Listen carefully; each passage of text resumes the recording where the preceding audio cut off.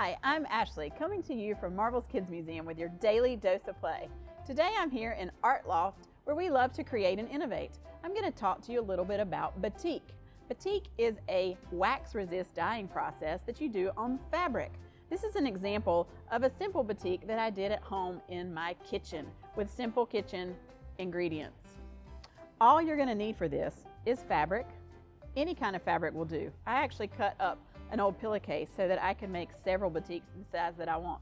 You could actually do the whole pillowcase and have fun sleeping on your artwork. Wouldn't that be fun? You're going to need some flour, water, a small bowl and something to mix with, paint, and a squirt bottle. You could use a mustard bottle, a ketchup bottle, even probably an old shampoo bottle, as long as it has a squirt tip on the end. You'll also need a plate and some tape. Let's get started. Because the fabric is absorbent, I want to put something to keep it steady and a little bit sturdier as I work, but I also want to keep the ingredients from seeping through the fabric or bleeding through. So I'm just going to carefully tape this onto a paper plate. You could use a piece of cardboard. Now that this is prepped, we'll put it to the side and we'll make our flour mixture. So for the flour mixture, I'm just going to pour some flour into the bowl. I'm not even going to really measure it because I'm going to just mix water in it until I get it the consistency that I need. So I've got my flour and I've got my spoon and I'm going to start pouring my water in and stirring it. I want it to be kind of a thin syrup so that it will come out of the squeeze bottle pretty easily, but not too runny. I also want to make sure that I get all the lumps out. So I'm going to stir it really well. If you feel like it's too runny, you can add a little bit more flour. And then if it gets too thick, you can just add a little bit more water. Once you have it the right consistency, you're going to want to put it in your squeeze bottle. I mixed up some earlier and have already put it in mine. Now let's get started with our batik. So I'm going to draw using this flour mixture. So I want to make sure that I choose a very simple design, similar to the butterfly that I showed you earlier.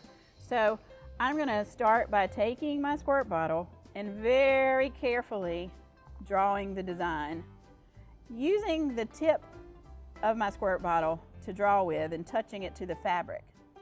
The lines are going to be much thicker than if I was drawing with a pen or a pencil or a marker, so I want to be careful about that. So I'm going to keep drawing until I get my design the way that I want.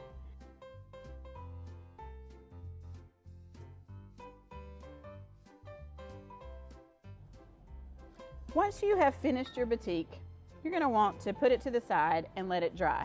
You can put a fan on it, you can put it outside in the sun to let it dry, just to speed up the drying process a little bit. But you're going to want to let it dry until the flour mixture is completely dry before you start painting. This is one that I did yesterday and I've already let it dry, so it's ready for me to paint. Like I said earlier, I'm going to use acrylic paint. You can use watercolor paints if you have them, or any kind of paint, but acrylic is going to be the best.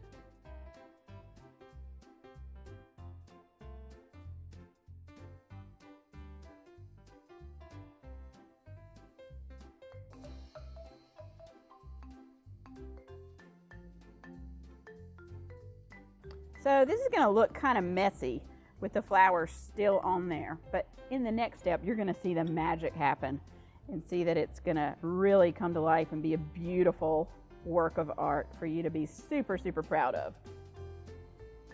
So I'm going to leave this to dry, and I painted one earlier, so I'm going to show you the next step from there.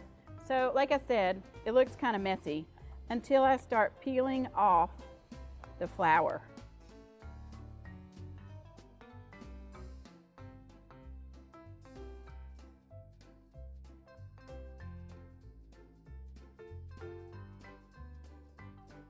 So now that I have it all peeled off, I'm going to run it under cold water, let it dry, and then I can do lots of different things with my creations. This one I framed in a hoop that I already have.